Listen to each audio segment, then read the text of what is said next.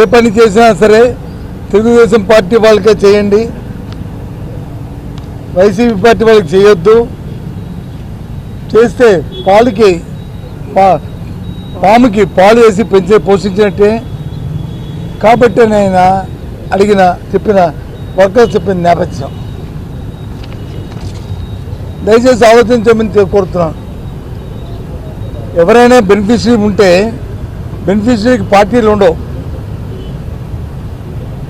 బెనిఫిషరీకి వర్గాలు ఉండవు. బెనిఫిషరీకి ఏదైతే ప్రభుత్వం నిర్దేశించిన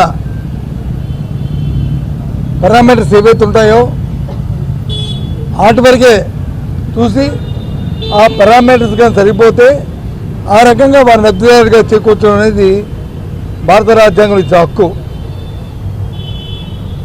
అలా కాకుండా ఆయన ప్రమాణ స్వీకారం చేసిన ఓతికి